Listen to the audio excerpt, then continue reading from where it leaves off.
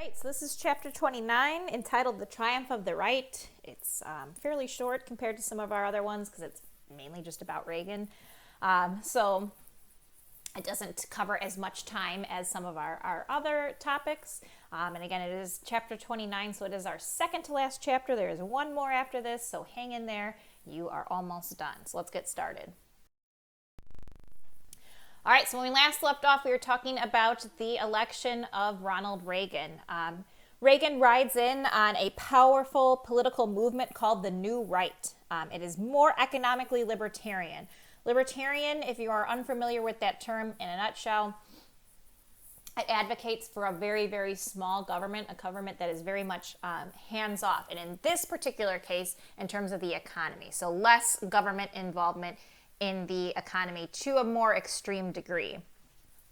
It was also governed by conservative religious principles.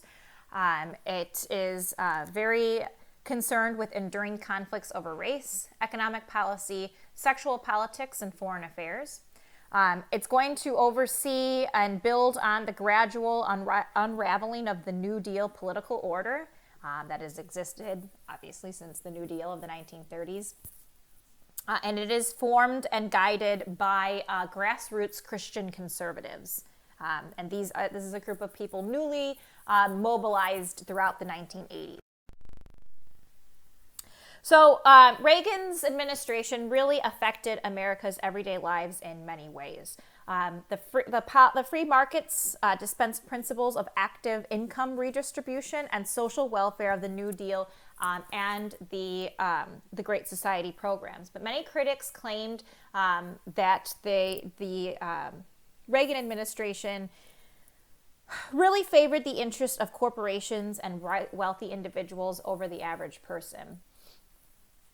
They believe that the New Right played on the popular distrust of regulations, taxes, and bureaucrats. However, it is going to see an end to hyperinflation and a general growth in GDP. There are many social welfare services also that do survive this triumph of the right. Social Security obviously is still around, Medicaid, Medicare, aid to families with dependent children. The fiscal discipline that was promised by Reagan and his administration has some positives and some negatives. There's going to be cuts in some programs, but increased spending in others, specifically in terms of the military. And as a result, the debt balloons. Eventually, there are going to be culture wars, as we'll get into. Conservative Christians tended to view at the time the popular culture as more hostile than ever before, but there's only going to be some public policy victories from this sector of the population. So, in a nutshell, liberal policies do not disappear, but they are fought on terrain chosen by the New Right. There are several causes for the conservative ascendancy of the 1980s. First and foremost, the social and economic agenda of the New Deal and the Great Society, remember, which is Lyndon B. Johnson's social welfare program designed to end poverty in America. It reminded a lot of people of Soviet central planning, and a lot of people grew fearful of the increasing role of the federal government in people's everyday lives. Also, because these are programs that are run by the government, they're funded by taxpayer dollars, and when those fall short, there are increasing deficits, which upset a lot of people. The civil rights movement created what's known as a white backlash against the push for equal rights for minorities. Think about the social chaos, specifically the anti-war protests of the 1970s. The student uprising for a lot of people represented societal chaos, which increased a fear among the great quote-unquote silent majority that supported Nixon's election. This is coupled with slowing wage growth, coupled with rising prices and a growing tax burden that threatened the working and middle-class Americans.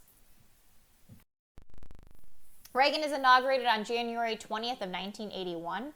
And in his inauguration speech here, he acknowledged that there was a general economic decline in America, but he rejected the fact that an overall decline in America was inevitable. And it was during this address that he gave at his inauguration that the American hostages from Iran were finally released. And this really represented to a lot of people a new beginning for America. All right, so going into probably the most famous part of Reagan's administration, and that's Reaganomics.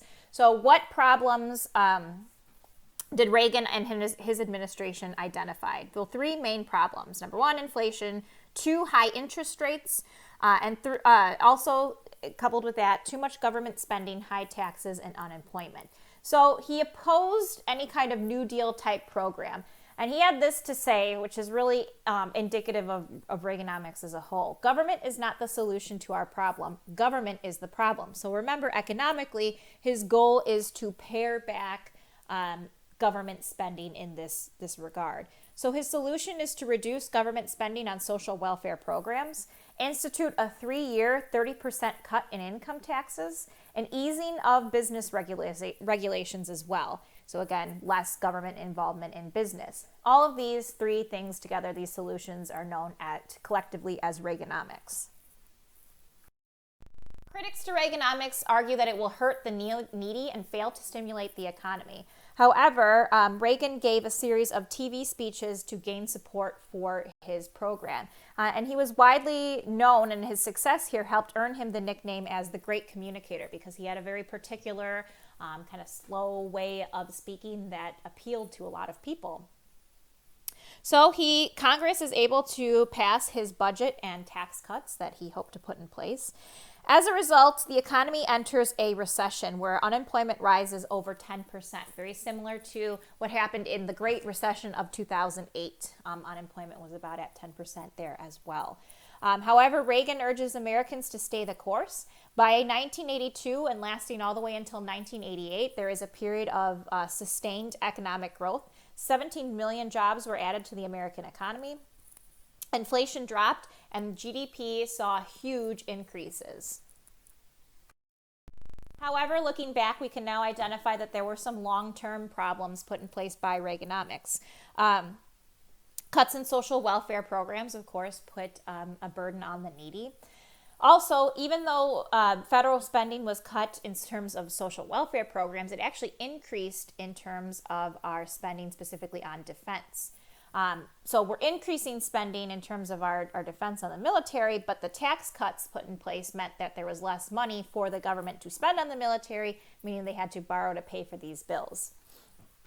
So to give you an example of this, so from the period of George Washington, hopefully you know as our first president, all the way until Jimmy Carter, the total of our national debt was $1.1 trillion. And under Reagan alone, he accumulates an additional $1.8 trillion. So that gives you an idea of the amount of spending that was actually increased under his Reaganomics. In March 8th, 1983, Reagan also made a very famous speech called the Evil Empire speech, in which he said that the Soviet Union was the focus of evil in the modern world. And this really inspired an area of increased tension between the United States and the Soviet Union. Additionally, the Soviet Union, their actions really seemed to support his view of them being a quote-unquote evil empire. In 1979, they invaded Afghanistan.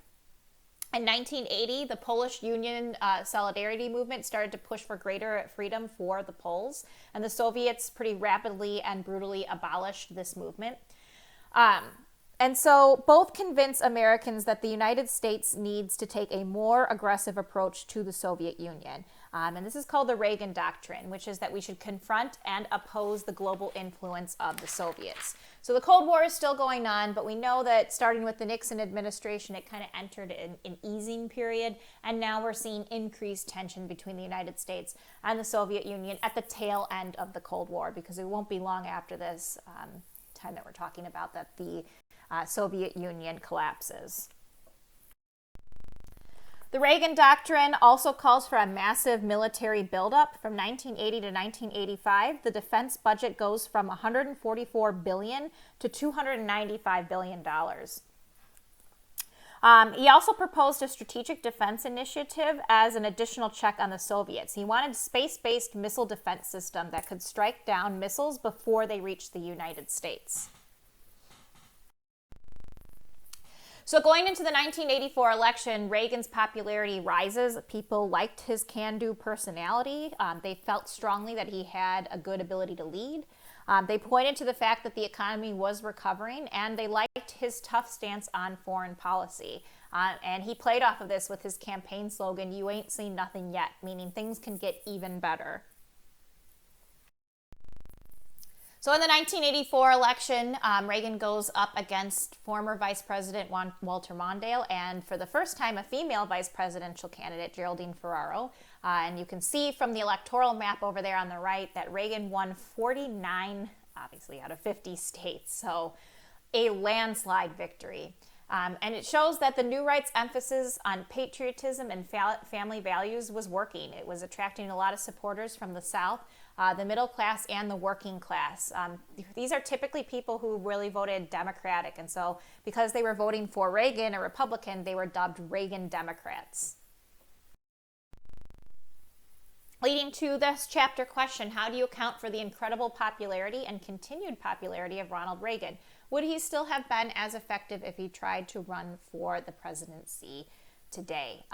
So over time, political scientists have determined there are some presidents who are so memorable and make such an impact that actually a group of people who grow up during their presidency tend to be of the political party that president was, simply because of that president. So you think about people who grew up during the Great Depression, a lot of them were Democrats just because FDR was a Democrat and he made such an impact. A lot of people who grew up in the 80s are Republicans because Reagan was a Republican and he made such an impact on America. And so that gives you an idea of how effective a president he was. Whether he was good or bad is up to your interpretation and your political meaning.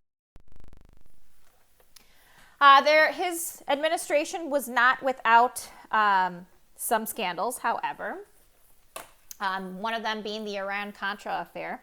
So this started when Colonel Oliver North and other senior administration officials in the White House had this arms for hostage plan in which the United States would sell arms to Iran. I don't mean actual arms from humans here, of course. In this case, I mean weapons. And they were hoping to sell these weapons to Iran. In exchange, the Iranians would help free the American hostages held in Lebanon. However, this plan ignored the fact that the U.S. had officially had a trade embargo in place with Iran. Now, why would they want to do this? What's the point? Well, they hoped to take the money from the sale of the weapons to fund and take that money and use it to fund anti-communist fighters in Nicaragua called Contras. By doing this, they could bypass congressional legislation that was regulating how much money could go to the Contras. And when the scandal broke that this was going on, many Reagan officials were forced to resign, though it didn't, of course, directly affect the president. Similarly, in the 1980s, there were a series of what we call culture wars. So culturally speaking, we see the divide between conservatives and liberals playing out throughout the 1980s. And if you think about some of the movies and TV shows at the time, you can see how this played out. Think about militarism and patriotism. You have movies like Top Gun and Rambo that really celebrate the American military and really show a lot of patriotism. And then on the other hand, you have movies that really show a condemnation of our military and are very critical of some of our past involvement, particularly with Vietnam, movies like Platoon and Born on the 4th of July. Then you see some TV shows like Dynasty and Dallas, which celebrate the wealth and glamour of American society in the 1980s. And think about the styles of the 1980s as well. This picture over here on the right gives you a good idea. The big hair, the big sleeves, the shoulder pads, the sequins for women, all these is very over the top. It's again, a celebration of excess. And then you look at some movies like Wall Street and novels like Less Than Zero, which criticize this excess of the 80s. So you have these different cultural ideas, these battles that are going out back and forth throughout. Then you add MTV into the mix, which debuts in 1981. And a lot of artists used it to boost their own sales. Famous artists from the 1980s like Madonna, Prince, Michael Jackson. But a lot of conservatives were very much against it, seeing it as very corrupt. Which leads to our second chapter question: what culture wars can you see are evident in America today? Continuing with these culture wars, there was a deadly new illness that emerged in the 1980s, acquired immunodeficiency syndrome, or AIDS, really devastated and stigmatized the gay community. This is because early victims of the AIDS disease were mostly gay men, and many of the unknowns about the virus led to a reemergence of different pseudoscientific ideas of gay men being quote-unquote diseased. And many gay rights activists fought back against this resurgence of fear against the gay community. Eventually, the Surgeon General, C. Everett Koop, who himself was an evangelical Christian, called for more research to combat the idea that AIDS was a quote-unquote gay disease only. And in 1987, a commission called for anti-discrimination laws and more money for AIDS research. Women also factored in the culture wars of the 1980s. By 1984, women working in the workforce outnumbered the number of women staying at home. And as a result, questions about women's rights became the center of politics, though abortion continued to divide the women's rights movement itself. Reagan leaves office in 1988, and when he does so, by this point in time, the Cold War is waning. The Soviet Union is on the verge of collapse. The economy was booming, but there is an unequal distribution of that wealth, similar to what we talked about in the 1920s, showing that the triumph of the right was incomplete in a lot of ways. We saw some successes, but not every area was successful in American society. So again, it's a short one, and we only have one more chapter after this for next week before we conclude for the year. So hang in there. You are almost done.